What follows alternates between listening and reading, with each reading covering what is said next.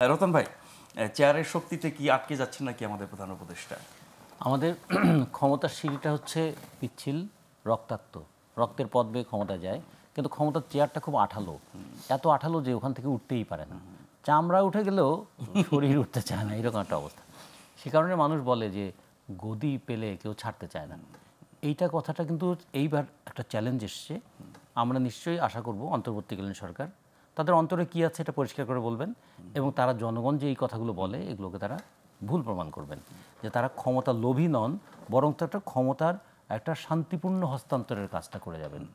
তারা ক্ষমতা প্রত্যাশী নন, যাতে ক্ষমতার একটা পিসফুল ট্রানজিশন আর ট্রান্সফরমেশন অফ পাওয়ার এটা হয়, নির্বাচনী ব্যবস্থাটাকে সুষ্ঠু, অবাধ, গ্রহণযোগ্য করে যাবেন। আপনি যে বলেছেন না প্রশ্নগুলো সহজ, বব ডিলানের সেই বিখ্যাত গান থেকেই এটা নিয়েছেন। সেখানে একটা কথা আছে না, যে কতটা অপচয়ের পরে বলবে তুমি এসে, বড্ড বেশি মানুষ গেছে বানের জলে ভেসে। তাই আমাদের কত অপচয়ের পরে বলবো অনেক প্রতিশ্রুতি কিভাবে ভেসে গেল। তা প্রতিশ্রুতি ভঙ্গের হতাশা কিন্তু খুব ক্ষতি করে একটা জাতির জন্য।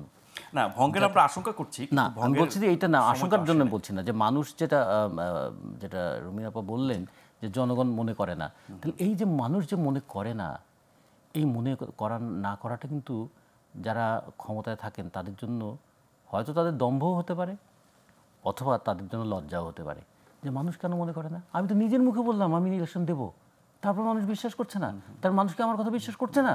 তাহলে এইটা আমার চ্যালেঞ্জ, আমার কথার যে দাম আছে এটা আমার প্রমাণ করতে হবে। জি, তো এইরকম একটা চ্যালেঞ্জ দিলে হয় কি, কখনো সত্যের জন্য চ্যালেঞ্জ দিতে হয়, কখনো মর্যাদার জন্য চ্যালেঞ্জ দিতে হয়, কখনো কখনো দায়িত্ব রক্ষার জন্য চ্যালেঞ্জ দিতে হয়, কখনো কখনো চেয়ার নয় চরিত্র রক্ষার চ্যালেঞ্জ দিতে হয়। তো এই চ্যালেঞ্জগুলো তো রাজনীতিবিদদের কাজ।